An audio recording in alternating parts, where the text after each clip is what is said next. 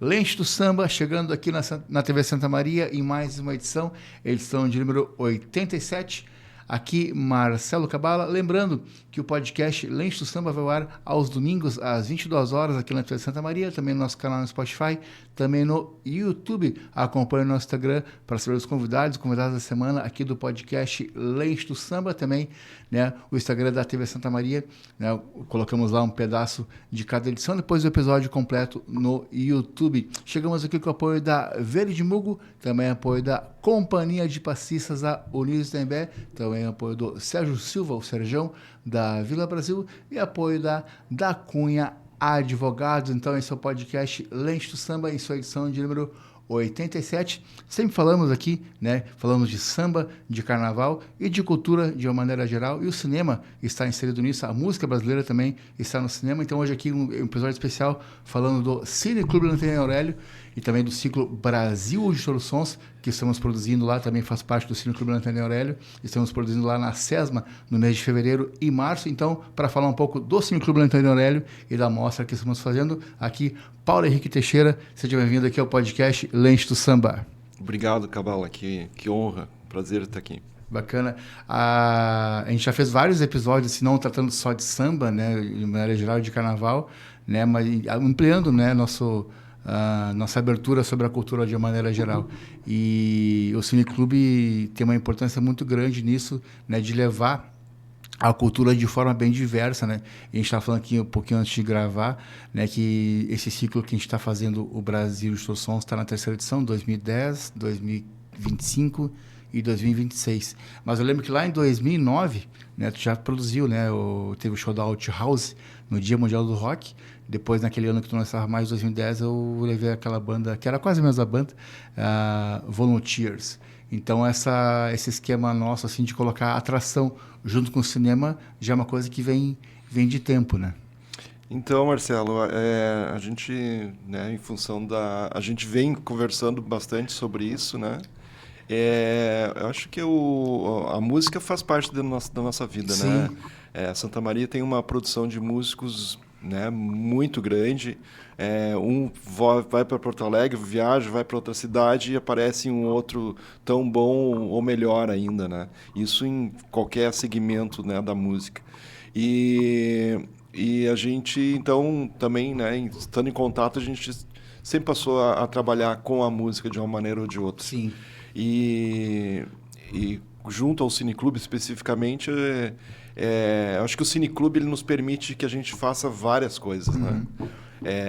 É uma ferramenta também muito importante, porque além, né, da exibição do filme, além de todo o trabalho de curadoria, de pensar os ciclos, né, que tu faz muito bem, produzir, né, os convidados, ver de que maneira a gente vai fazer a divulgação, de que maneira vai receber o público. E então, quando a gente insere a música, né, insere um outro elemento junto, eu acho que só agrega. E movimenta públicos diferentes também, e nos dá uma possibilidade da gente fazer mais, né? Repetir a fórmula, né? E muitas vezes a pessoa que vai para ver o músico conhece o Cineclube, conhece Sim. o espaço. Ou o contrário, né? O público do Cineclube conhece o músico que nunca tinha né, nunca tinha ouvido, né? Ontem, por exemplo, né, tive a oportunidade de ver os músicos, né? Já tinha ouvido falar do Teco, né? Mas eu nunca tinha, né, visto eles tocando ao vivo, né? Sim. E aí foi fantástico, né? Inclusive com uma participação de sax ali. O João puxou um sax. O João puxou, né? Largou a viola, pegou uma percussão e depois pegou o sax, né? Maravilhosamente, né? Sim. Eu lembro que, agora lembrando, a gente falando desse histórico do Cineclube, né? Naquele documentário Fragmentos de uma História, né, eles contaram, né, que nos anos 70, 80 tinha filme do Led Zeppelin. Sim. Sim. Então, se me permite, né? Tipo, o Cineclube, então, ele nasce junto com a Cooperativa dos Estudantes da Maria em 1978 por um mesmo grupo de pessoas, né, que estavam em busca de alternativas, né, para sua formação, não só acadêmica, mas por formação de vida. E junto com essas, nesse grupo estava eu não vou lembrar o nome agora, mas é Gilberto Muniz Simon, e tinha um outro que eles chamavam de Paulista, que, né, veio estudar em Santa Maria, vindo de São Paulo, e que tinha contato com a Dina Filmes. Ou seja, daí tipo, se conseguiu junto à universidade um projetor 16 milímetros e os filmes vinham em, né, os filmes, né, por isso filme, né, filme em rolo, em 16 milímetros vinham e o Cineclube passou a exibir. Na época não tinha sede, né? E como exibir um final da ditadura, então esses encontros do Cineclube, as sessões eram clandestinas, né? Então eu lembro que tem o cartaz aquele, né? O cartaz impresso em offset com a logo do Lanterninha. E eles colocavam, tanto é que tinha um espaço para botar, né, local e data e horário, né? E eles montavam um projetor e exibiam, e muitas vezes exibiram né, filmes, né, documentários de música, né? O Luiz Geraldo Serve, que foi, né, participou do Cineclube, foi presidente da SESMA, associado, colaborador da SESMA também, mas ele disse que exibiam na Boate DCE e tinham que exibir mais de uma vez, né? Porque o público continuava chegando e todo mundo pedia para ver de novo e usavam tanto o filme que os filmes arrebentavam, né? Isso era uma coisa que era muito comum, né? A película arrebenta e aí botavam uma fita durex ali e seguiam, né? A gente fazia com fita cassete também, botava o durex. Fita cassete, ou a VHS também se consertava assim. Né? E então essa relação dos Lanterninha com a música, ela é antiga. Nós mesmos já fizemos vários ciclos só ligado à música, né? E eu acho que é isso, movimenta um público diferente também. E a gente sabe que também existem produções lindíssimas, né? Teve agora também, né, esse do Instituto Alemão, né, também agora no final de dezembro, também foi bem legal também, né, a gente falando aqui de rock, de música brasileira, mas também ali era uma mini orquestra, né, bem legal também. Ah, sim, a orquestra, o quinteto de som, de metais, né? Isso. E já é uma parceria do Instituto Brasileiro de Cultura Alemã. Acho que é a terceira vez que eles se apresentam, né, em nome do Instituto. E também foi a primeira vez que eu vi eles se apresentando e foi bem bacana, né? Sim. A gente tá falando... Aliás, a gente podia pensar um festival de instrumental, né? Só de música, tem. Porque tem muitos músicos aí, né? Verdade. Não, a gente está falando assim, né, até pelo uso do auditório, né, que foi inaugurado quando a SESMA saiu ali da casinha da Surgido, foi ali para Professor Braga. Né? 16 de novembro de 2005. Isso. E estreou com Cinema Paradiso. Sim. Isso aí. Sim, dentro da programação, né, uma programação do dia todo, né, começou com cerimonial, abertura, corte da fita, né, e todo o cerimonial, e ao final do dia, às 19 horas, a gente teve uma sessão do Lanterninha com o Cinema Paradiso. Sim. Nada aí, nesse tempo, né, a SESMA já está ali em 2005, 2005. Então já vai 21 anos, né? Então essas atividades, né, além das atividades do auditório, que tem a agenda ali, aluguel para eventos, enfim, também esses artistas que estão indo no Cineclube para participar do Pocket Show, muitos deles assim, são agendas que dá para se usar durante o ano, porque às vezes até o músico quer fazer um show num espaço e não tem. Sim. E a SESMA é uma alternativa excelente para shows de vários formatos, mais intimista ou com mais estrutura. Sim, acho que o palco se presta, né, para as duas coisas, né? Nós temos, né, um certo número de canais, né, na mesa de som, mas precisando daí se leva, né, uma outra estrutura, né, e é possível, né, a gente já fez shows grandes ali, né. Sim. E enfim, a gente está aberto, né, a conversar. A SESMA evidentemente tá passando por um momento de dificuldade como uma livraria, né. As pessoas hoje têm adquirido os livros via internet. Então, enfim, aí o auditório passou a ser uma fonte de receita da cooperativa. Sim. Mas, por outro lado, também a gente acredita, né, que a gente precisa manter essa cultura da SESMA, né, essa prática que a SESMA sempre teve historicamente, de estar produzindo, né, manifestações culturais diversas e usar o auditório, né, o Cineclube, o auditório, para que a gente possa não só realizar essas atividades que as pessoas, né, possam participar, mas que elas passem também a conhecer não só o auditório, mas como a SESMA também. Né? Uma coisa que é importante nesse ciclo e no Cineclube Leonardo Aurélio como um todo, muitas das vezes o filme que a gente exibe ali é uma exibição única. E o Ciclo Brasil Show Sons tem bastante isso. Na primeira vez, não, porque a gente usava muito o Cineclube, sempre foi muito abastecido também pela locadora da SESMA, né? Que ainda hoje, por mais que não se use a mídia DVD, tem um acervo enorme assim, de filmes excelentes, né? E coisas que só tinha na locadora da SESMA. Lembro que tinha aquela outra locadora, Espaço Vídeo e a da Casa, depois é o Águila, mas a SESMA sempre foi... E depois também tinha os guris ali da Galeria do DVD também, mas a SESMA sempre foi um acervo de cinema autoral, ou mais filmes que só se tinha lá, por exemplo. Sim, né? Então, veja a importância do Cineclube ser um projeto cultural da SESMA, né? Porque um ajudou a divulgar o outro Sim. no início, né? E a SESMA entendeu que tipo, o Cineclube era uma ferramenta muito importante.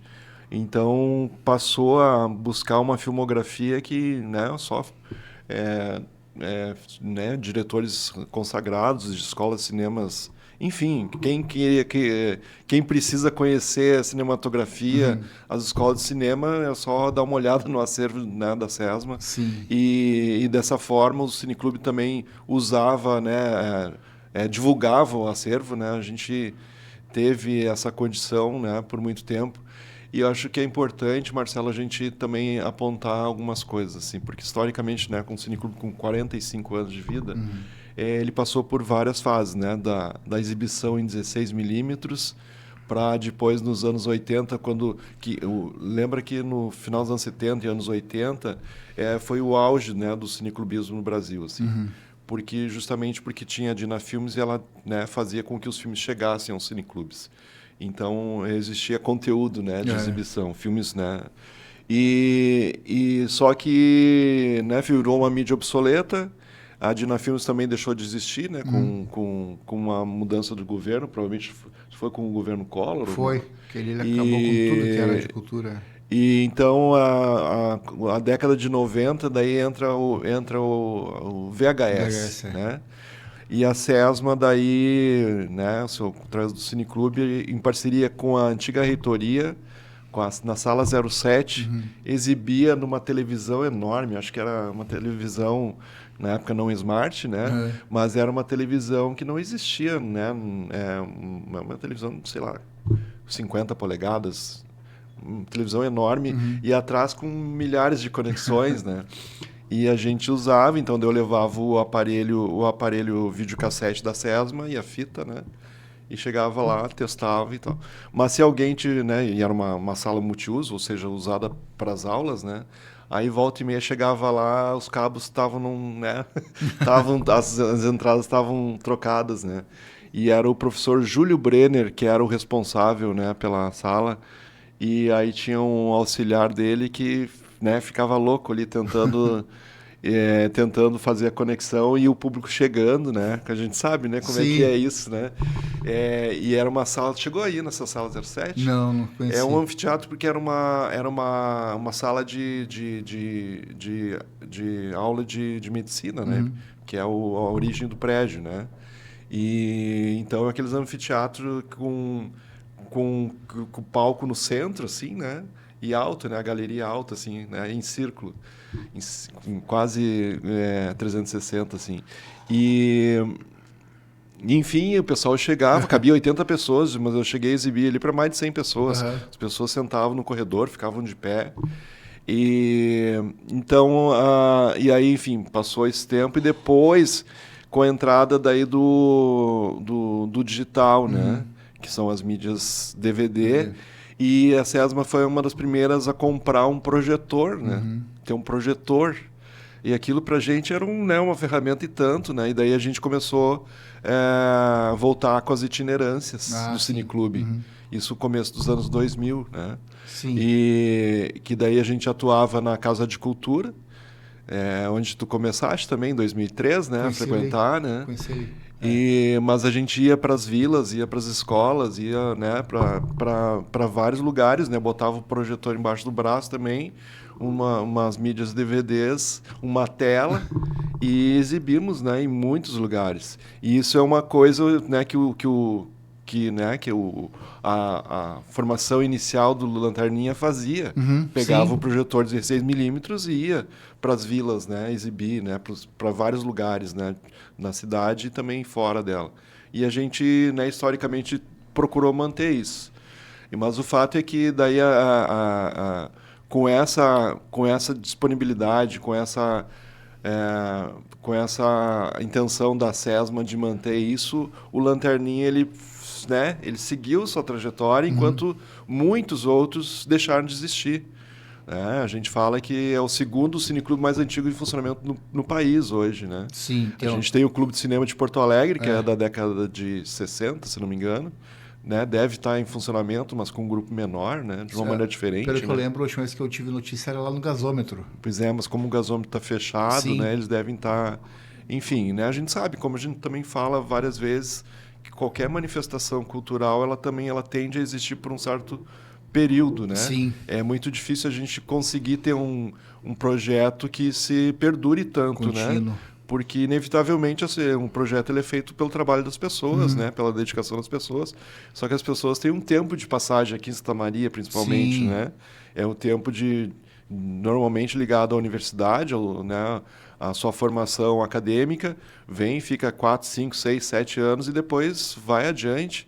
E aí muda a cena, né? Sim. E isso acontece tanto na música, como, né, enfim, na produção audiovisual de Santa Maria, né, que é uma produção também já bastante profícua, né? E o Lanterninha, então, está, né, passando por tudo isso e desde 2005, então, em sua sede própria, né, que é o auditório da SESMA, que é um auditório, para quem não conhece, um auditório muito confortável, né, com uma tela grande, né, com uma projeção de boa qualidade, sistema de som muito bom. Aliás, também a gente tem que lembrar, Marcelo, que lembra que Santa Maria ficou muito tempo sem uma sala de cinema? Ah, sim. Que fecharam as salas que tinha aqui no shopping Santa Maria. no Santa Maria e depois no Royal, né? Sim. E, né, por causa de situações comerciais, fecharam as salas. Não tinha Praça Nova ainda naquela época? Não, né? Praça Nova não existia. E nós usávamos... Daí o Diário de Santa Maria tinha um adesivo que eles botavam, Santa Maria está, sei lá, há 365 dias sem cinema. E aí nós fizemos uma paródia, né? Pegamos o mesmo adesivo e colocávamos a marca do Cineclube e falamos, Santa Maria está com o Cineclube Lanterninha Aurélio há, sei lá, tantos anos, né? Sim. Era uma brincadeira, mas o fato é que o Cineclube sempre esteve em atividade. Em alguns momentos, evidente também, né, ele deixou de funcionar por algum tempo, né, por causa dessas mudanças de pessoas. Tanto é que nós voltamos agora há 2 anos, né? Final de 2024, estamos ali, isso. Então voltamos para um novo ciclo dentro do Cineclube, né? Sim. Agora, tu tá falando das mídias, né? Rolo, VHS, DVD. Hoje também isso mudou bastante, que hoje a gente recebe link direto, né, do Drive, né, especialmente, creio que eu não fiz outras curadorias, mas ali, a gente fez aquela curadoria com Cinema em Cartaz 10 anos também, que era via link. Então, hoje em dia, para exibir, né, a gente usa bastante, vem os links diretos que a gente baixa e exibe, né. Então, o formato vai mudando e o Cineclube vai se adequando a essas novas tecnologias também, né. Então, é importante isso aí, ele falar também que a forma como a gente faz a sessão hoje, né? Sim, e ontem a gente teve a experiência de exibir novamente em DVD, Sim. né? E a mídia DVD é isso, né? A gente, né, volta e meia dá umas trancadinhas ali e tal, mas a gente tem procurado, né? E eu acho que tem esse formato digital aí tem ajudado muito, assim, né? Melhorou demais, assim, a qualidade da exibição. E te dá a certeza que o filme não vai trancar, né? Que Sim. é sempre uma expectativa, né? Pra quando a gente está com uma atividade com o público, né? De exibição. Agora, falando ali, né, sobre essa questão que a gente tem reforçado muito, né? A importância nessa curadoria que eu fiz do Brasil de Todos os Sons, de O Cineclube, alguns filmes são exibições únicas. Então, se não assistir ali, não vai assistir em outro lugar. Tanto é que depois que as produtoras enviam o filme, passa a sessão, eles já pagam o link. Então, não tem mais acesso. Então, é importante falar das pessoas irem assistir, porque só vai assistir ali. Não vai, tanto é que tem filmes que nem tem em streaming. Veja que o Lanterninha está nesse circuito aí há tanto tempo e que a gente tem tido essa facilidade de acesso, né, à exibição desses filmes através dessa distribuição via link, né? Mas isso, assim, ó, né, só confirma que o Cineclube é um espaço diferente, né? E os próprios realizadores, as produtoras sabem que, tipo, sem essas salas não comerciais, os filmes deles não têm público.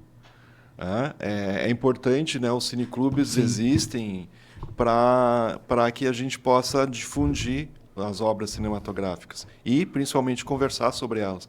O momento em que tu, né, começa a pensar que filme vai exibir, com quem que ele vai casar, com que atividade ele vai ser montado, isso já é um processo, né, de elaboração muito grande, né, porque tu vai pesquisar, vai lembrar o filme que já viu, a conversa que teve com alguém que fez a indicação.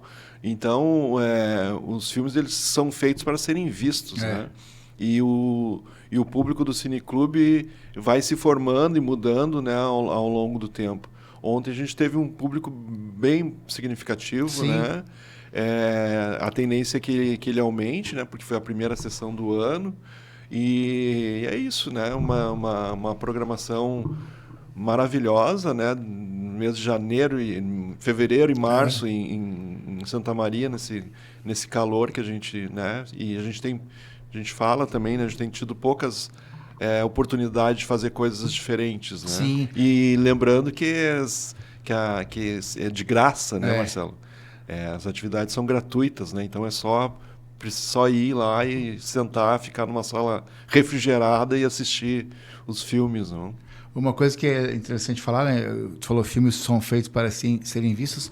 Quando a gente contata alguma produtora, até mesmo o diretor, ou conhece alguém que participou do filme, como é o caso do filme que a gente vai exibir agora, dia 10, filme do Luiz Melodia, eu conheci a diretora musical do filme. Daí ela me indicou o produtor e o diretor e a produtora que produziu para a gente poder fazer.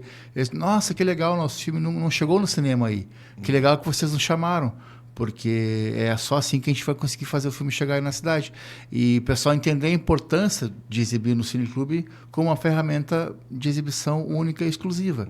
Então, isso, quando a gente fala que é um Cineclube, que tem um projeto de 78, que tem música, né, é um atrativo para o diretor também, para a produtora ter interesse em rodar seu filme aqui. Sim. Então, isso é importante também falar, né? Porque é uma oportunidade que eles têm também de fazer o filme chegar em mais lugares, né? Lembra que o ano passado a gente exibiu o Yonlu, né? Sim. Do Ike Montanari. E também teve o ciclo, não sei, foi junto com o ciclo de filmes gaúchos, foi? Foi. Né? Foi. Isso tá. E aí também não vou lembrar agora, mas o documentário é aquele sobre o homem, o caso errado. O caso do homem errado. Esse eu não tava, tinha um outro compromisso. Mas enfim, eu agora também não vou lembrar o nome da diretora, Camila Moraes. Acho que é. Mas enfim, isso daí a gente fez os relatórios da sessão, né? Porque para além do convencimento de eles cederem os filmes, porque muitas vezes o realizador não tem a obra, né? A obra está na mão da produtora, do produtor executivo, enfim. Mas, enfim, aí eles conseguiram nos enviar os filmes e depois nós enviamos um relatório da atividade, né, com as fotos, Sim. com o relato das pessoas, né, com, né, uma descrição do como é que foi feito e tal, e eles ficaram super contentes, né, com esse cuidado. Então são pequenas coisas que a gente vai Claro. aprendendo né, e fazendo com que a experiência seja boa para todo mundo, né, e que as relações institucionais permaneçam. Né? O ciclo, né, o Brasil de Todos os Sons, ele sempre foi, né, nas 3 edições, 2010, 25 e 26, né, sempre acabou sendo de 2 meses, porque a produção cinematográfica audiovisual, tanto filmes biográficos, como onde a gente inaugurou a sessão com o filme do Noé Rosa, que é um filme de 2006, mas ainda assim, muito, se a gente exibir o filme daqui a 20 anos, vai ser bom igual, porque a história dele está toda contada ali. Assim como a gente já passou outras vezes o filme do Cartola, Polêmico da Viola. Então, a época que a gente for passar, ainda assim vai ser relevante, né? Mas por ser uma produção extensa, bastante coisas novas e coisas mais antigas, ele é um ciclo mais extenso, né? Começamos agora dia 13 de fevereiro e vamos até 31 de março, né? Sempre com um pocket show ou a apresentação de companhia de passistas, né? Ali dia 31, dia do Vinícius, a gente está fechando ainda uma programação, uma ideia, mas é interessante falar porque ele diferencia um pouco dos outros ciclos, que é um ciclo mais extenso. Dentro do nosso ano do Lanterninha, é importante falar para as pessoas que o ciclo sempre foi tradição do Cine Clube fazer um ciclo temático, né? Não uma exibição única, não ter um filme solto, uma terça uma coisa e outra terça outra. Um ciclo para tu poder pensar uma ideia, um projeto que caiba dentro daquela ideia. Para as pessoas entenderem, né, o que a gente chama de ciclo é justamente isso, né, a curadoria dos filmes, e eles têm que ter, né, alguma ligação entre eles, ou pelo tema, né, ou pela, né, que é no caso, né, música, filmes que são né, tratam da vida de artistas brasileiros, no caso do Brasil de Todos os Sons, né? Ou, enfim, ou filmes do mesmo diretor, ou do mesmo ator, enfim.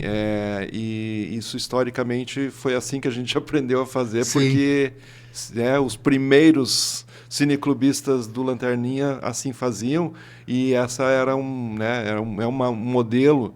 Importante a gente falar também, né, Marcelo, que isso que era um modelo, então, que o Lanterninha adotou, porque era como os cineclubes do Brasil funcionavam, né? Existia uma espécie de uma cartilha. E só que como eles deixaram os outros deixaram de funcionar, com a retomada do movimento cineclubista brasileiro, que também se deu lá em 2003, nós fomos convocados a participar de um encontro nacional, e como a gente tinha toda essa memória arquivada, documentada, nós viramos uma referência. Quer dizer, não era, mas nós tínhamos o acervo, e isso passou a ser de novo uma prática comum em todos os cineclubes do Brasil, porque a gente tinha material da Dina Filmes, né, os catálogos, a gente tinha os cartazes, né, dos ciclos, né, e então, enfim, acho que isso é importante, né, para dizer que a gente tem uma tradição. Mas eu gostaria de te fazer uma pergunta, Marcelo, que tu falasse, porque tu pudesse falar para a gente desse filme que a gente vai exibir semana que vem, né? Isso, e também desse outro Brasilidade, né? Que é Brasiliana. Conta um pouquinho pra gente aí. O Luiz Melodia, bom, sou fã desde sempre, né? Desde quando eu conheci. E aí eu conheço uma radialista de São Paulo, Patrícia Palumbo, que fez é diretora musical. Ela que escolheu as músicas, que cenas. Tinha muito acervo do Luiz Melodia, ela escolheu trechos de músicas e iam entrar. Aí, quando nós encerramos... Quando eu estava no ciclo do ano passado, 2025, eu vi a notícia do filme. E aí, tá no meio do ciclo, não dá para puxar. E tanto é que muitos filmes acontecem assim. Lá no passado, estava no meio do ciclo, e foi anunciado o filme que a gente vai rodar também do Ney Matogrosso, Homem com H. Então, já fico para a próxima. Então, o Luiz Melodia, nascido no Morro de São Carlos, ali, né, no Rio de Janeiro. E, é um filme, para quem for assistir, interessantíssimo, assim, como ele lutou para ter a sua autenticidade na música. porque um negro do morro, a gravadora queria que ele gravasse só samba. Mas tanto é que o primeiro álbum dele, o Pérola Negra, já abre com chorinho. Estácio, Eu e Você. E já abre com samba, com chorinho. Aí ficou aquela pressão, não, tu tem que fazer um samba, fazer um disco de samba. Por quê? Porque eu sou negro, porque eu sou da favela, porque eu sou do Morro de São Carlos. Estácio, daí ele brigou muito assim com as gravadoras para ter a sua autenticidade. Então, é um recorte interessante. Ele não é um documentário daqueles que totalmente cronológico. Conta a vida da pessoa, nasceu, adolescente, adulto e falecimento.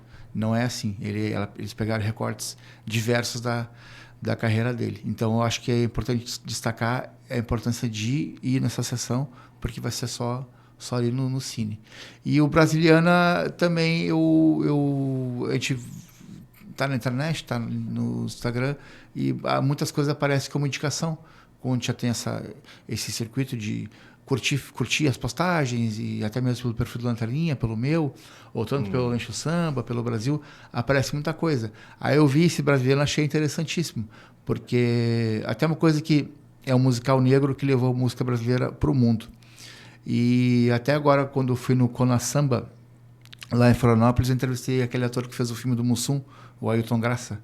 Ele falou, cara, eu falei, pô, fala para nós aqui. Ele também é presidente de uma escola de samba lá em São Paulo, a escola mais antiga de São Paulo, a Lava Pés, que não desfila no grupo de acesso especial, mas está nas séries menores, e agora está reformulando a escola, lá do bairro da Liberdade do Cambuci.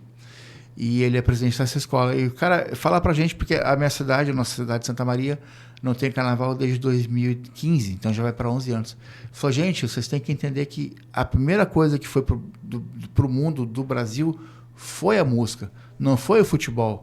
A primeira coisa que foi pro mundo do Brasil foi a música. No filme do Pixinguinha vai mostrar isso, com os 8 batutas, que eles foram para a França e tudo mais. Então, tanto é que essa coisa assim do futebol foi bem depois, né? Tanto é que o Pelé, tu conhece mais futebol que eu, se não me engano, o Pelé não foi jogar fora do Brasil, sempre jogou no Brasil, né? Pelo que eu lembro, assim, né? Não tinha essa coisa assim de jogador exportação, né? Não, ele sai do Santos, vai jogar no Cosmos, né, nos Estados Unidos, Tá. no final da carreira, Sim, nos anos 70. Mas o Santos, né, usava, né, daí explorava, né, comercialmente, né, todo o time, mas principalmente o Pelé, com excursões, né, internacionais, excursões pela Europa lá e, enfim. Né? Essa coisa do jogador de exportação é mais recente, assim, né? Então é muito legal esse documentário do Brasiliana, né? O olhar deles, assim, sobre levar a nossa música brasileira para o mundo, uma companhia de dança, né? Tanto é que nesse dia a gente vai ter novamente a participação das meninas da Companhia de Passistas da Unidos Taimbé. Essa sessão vai ser dia 3 de março. Então, falando um pouquinho das sessões, né? Agora, dia 10, o Luz Melodia. 24, 17 a gente não tem, porque é feriado de carnaval, né? 24 é uma data interessante, 24 de fevereiro, que é o lançamento do documentário da Gabriela Almeida, que já participou aqui do podcast, que ela pegou o documentário dela sobre o Carnaval de Santa Maria, se formou em jornalismo na FSM, e a TCC dela foi o documentário. Ela pegou personagens, pessoas da Vila Brasil e da Unidos Taimbé. Uma pessoa mais antiga da Unidos e uma mais nova, e também na Vila uma pessoa mais antiga e uma pessoa mais nova, trazendo o olhar deles sobre o carnaval do passado e o carnaval que a gente não tem agora, trazendo seu olhar. E nesse dia, vai ser o lançamento do filme dela, vai ser no Cineclube. Então, o lançamento do documentário vai ser lá. E nesse dia também o documentário lá da Unidos do Beco de Cruz Alta também, que o documentário que eles lançaram ano passado, 25, mas só teve uma exibição única lá no Clube Internacional, lá em Cruz Alta, tua cidade, né? Sim. E dia 13, então, esse Brasiliana, musical negro que levou a música brasileira para o mundo. Dia 10, um filme que eu tenho muito carinho, assim, que é do Pixinguinha, que é Pixinguinha, um Homem Carinhoso, que tem o Seu Jorge como personagem principal, né? O Pixinguinha começou tocando flauta, depois foi pro sax, e o Seu Jorge toca flauta também no filme, as flautas que aparecem é ele tocando, então muito bom, eu adoro esse filme. E dia 17, uma data especial também, que é o filme da Elis, né? Que é o dia que a Elis faria, se tivesse viva 81 anos. Então eu escolhi essa data porque a gente tem esse filme no acervo da SESMA, né? e uma oportunidade única de exibir, né? E vai ser bem legal que esse dia também vai ter o trio das meninas que tocam Elis, Elis por Elas, que é a Gabriele, a Luísa e a Mariana. Então vai ser bem bacana, eles vão fazer o pocket show ali. E 24 também o filme do Ney Matogrosso, que estava no cinema ano passado, né? O Homem com H. Também eu escolhi esse filme porque o Ney Matogrosso é homenageado esse ano da Imperatriz Leopoldinense, a escola de samba lá do Rio de Janeiro, com o enredo camaleônico. E nesse dia a gente vai ter o Luca participando, fazendo pocket show e comentando o filme também, porque o Luca tem um show em homenagem ao Cazuza, né? E no filme não vou falar muito, mas quem viu, quem já assistiu sabe, né? Tem bastante relação com Cazuza no filme do Ney Matogrosso. O que eu vi o filme do Cazuza, não sei se tu viu, eu acho uma injustiça, porque no filme do Cazuza não tem o Ney. E no filme do Homem com H tem bastante Cazuza, mas muito pelo pedido do próprio Ney. Não, tá faltando Cazuza. Sim, aí. Né, o Ney participou, né, da construção do roteiro acompanhou a gravação, né? Ele falou, gente, isso aqui tá muito... Não é eu. Aí ele foi colocando o que ele queria. Por isso que o Cazuza tem uma importância enorme na vida dele. Tanto é que o último show do Cazuza, quem dirigiu foi Ney Matogrosso, né? Sim. E aí vai ser bem legal essa sessão. E dia 31, a gente encerra, 31 de março, a gente encerra com o Vinícius de Moraes, que também é uma coisa interessante. O filme do Vinícius e o do Noel Rosa estavam lá na primeira curadoria do ciclo em 2010. Então, à medida que o ciclo vai passando os anos, ano passado, em 2025, a gente fez uma curadoria totalmente inédita, né? Filmes que nunca tinham sido exibidos. Agora já dá para começar a repetir coisas mais novas e coisas mais antigas, mas ainda assim muito relevantes. Tanto é que ficou coisa muito boa de fora, que podia colocar, não tu colocar nessa, mas coloca numa próxima, Polendo a Viola, Cartola. Tem um comentário muito bom também do Arnaldo Batista, o Loki. Sim, teve no ciclo italiano, tu chegaste a ver aquele documentário sobre o Toquinho? Acho que não. Não estava, tinha um compromisso. Foi durante a semana. Tinha um compromisso no dia. Documentário lindíssimo também, né? E que o Toquinho, então, né, dá depoimentos, né? E fala, então, da trajetória dele, né? E, por consequência... E da relação com o Vinícius, né, também, né? No filme do Vinícius aparece bastante ele. Aliás, eu tenho um livro que está emprestado por um amigo comum aí, que o Vinícius, que ele foi embaixador, né, nos Estados Unidos, né? Ele era uma diplomata, né? E então ele era amigo, né? Como músico, como adorador de música, ele sempre foi amigo de todos. Sim. E na época existia a segregação, então, tipo, os negros só podiam entrar pela porta dos fundos mesmos, né? Quem ia se apresentar. E ele, acompanhando, né? Ele fazia questão de entrar pelos fundos também. E ele relata isso, mas ele também, nesse livro, ele conta como a música negra se desenvolve, né? Nos Estados Unidos, né? Sim. E essa coisa do ritmo, né? Como é importante o ritmo para a música, né? No filme que ele até dizia, ele fez o Orfeu Negro, né? Com o Vinícius, com o Tom Jobim. Ele dizia, né? O branco mais preto do Brasil, Vinícius de Moraes. Mas isso aí o pessoal vai assistir lá dia 31. Paulo, eu te agradecer aqui, foi um papo muito bacana. Cine Clube, música, cultura em geral. Obrigado pela presença e para quem quiser acompanhar lá no nosso Instagram, né? Está ativo lá, Cine Clube Antônio Aurélio, acompanhe para saber a programação das próximas, da sessão do Ciclo Brasil dos Seus Sons e as que a gente vai fazer aí durante o ano. Obrigado, Marcelo. Agradeço e te parabenizar pelo trabalho não só no Cine Clube, mas também no Lentes do Samba aí, que a gente vem acompanhando e um trabalho de fôlego importante. Obrigado. Valeu, muito obrigado então. Até a próxima edição do podcast Lentes do Samba.